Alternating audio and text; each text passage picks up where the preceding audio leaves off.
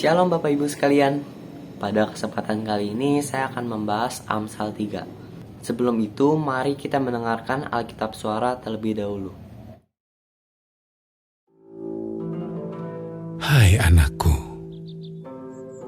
janganlah engkau melupakan ajaranku, dan biarlah hatimu memelihara perintahku. Karena panjang umur dan lanjut usia, serta sejahtera akan ditambahkannya kepadamu. Janganlah kiranya kasih dan setia meninggalkan engkau. Kalungkanlah itu pada lehermu, tuliskanlah itu pada loh hatimu.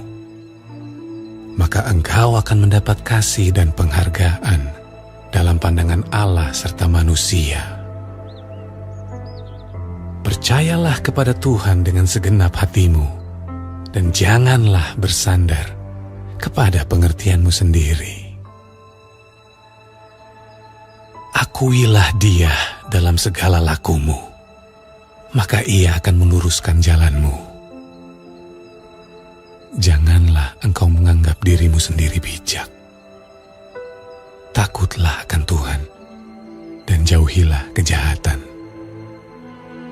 Itulah yang akan menyembuhkan tubuhmu dan menyegarkan tulang-tulangmu.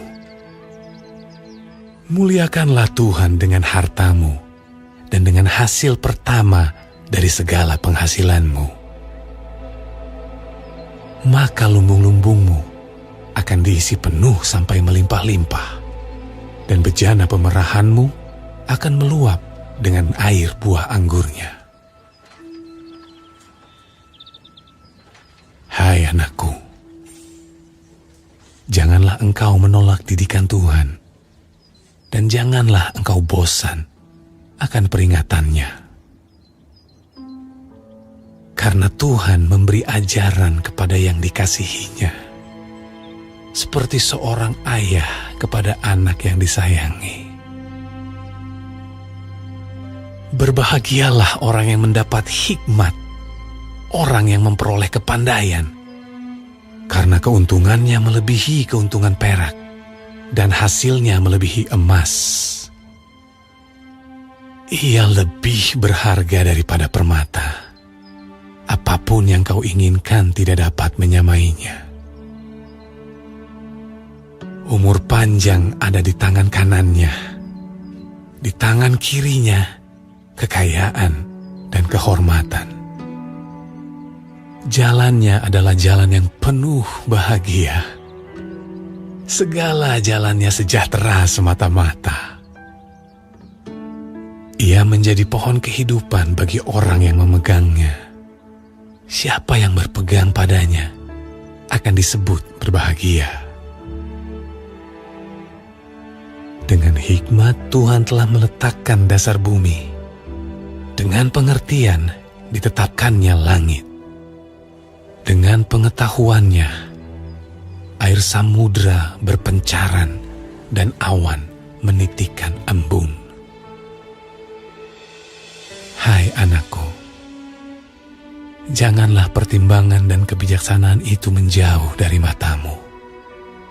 Peliharalah itu, maka itu akan menjadi kehidupan bagi jiwamu dan perhiasan bagi lehermu.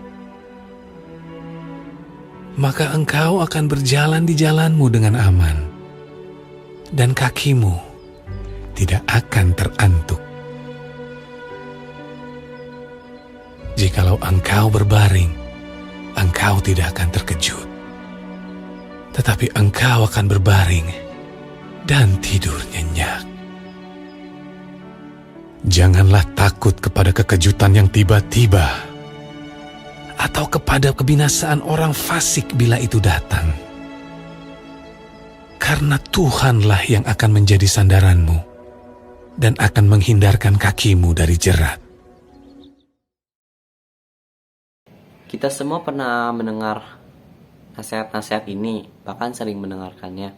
Dan kita tahu, kalau kita ikut Tuhan, itu bisa bikin hidup kita bermakna, berarti. Pasti hidup kita jadi lebih baik.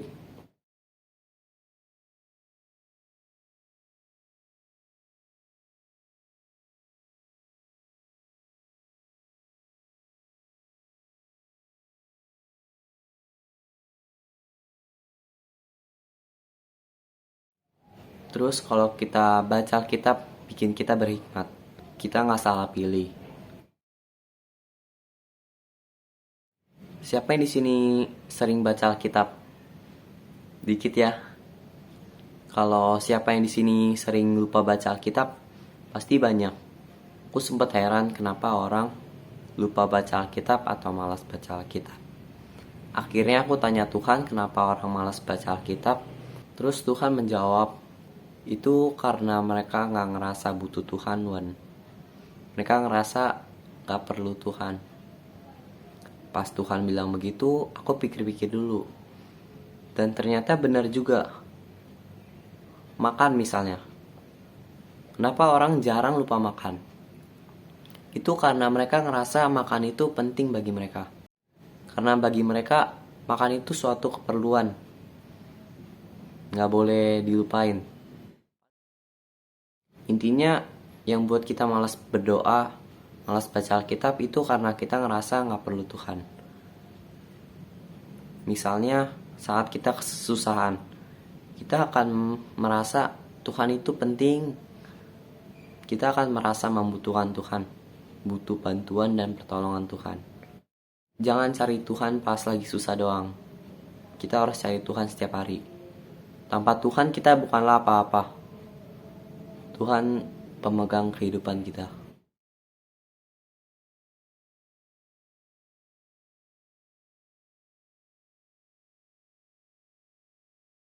Shalom saudara sekalian, siapakah orang yang paling susah dinasihati di dunia ini?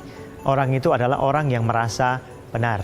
Nah, kalau kita berbicara dengan orang yang sudah merasa benar, maka meskipun dia salah dan apa yang kita berikan sebagai nasihat itu baik, pasti akan mental dan orang itu tetap tidak bisa menerimanya. Sulit sekali berurusan dengan orang seperti ini. Amsal pasal 3:5 mengatakan, percayalah kepada Tuhan dengan segenap hatimu dan janganlah bersandar kepada pengertianmu sendiri. Dan dikatakan di ayat selanjutnya bahkan jangan menganggap diri kita bijak. Tuhan mau menuntun kehidupan kita, tetapi ada satu halangan yang bisa menghalangi Tuhan menuntun kita, adalah pada saat kita merasa diri kita sudah benar.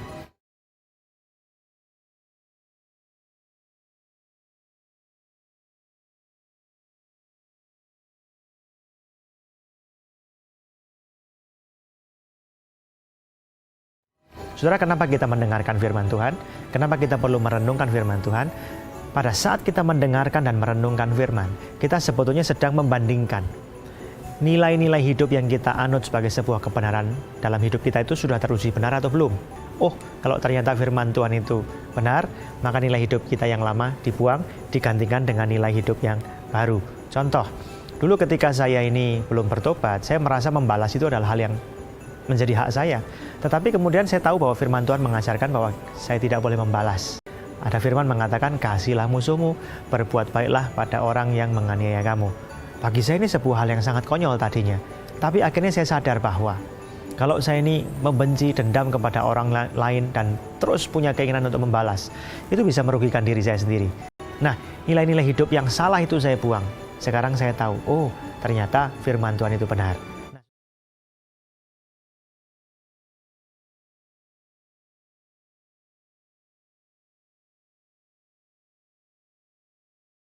Ayat penutup dari Amsal 3 ayat 1. Hai anakku, turutilah perintah-perintahku.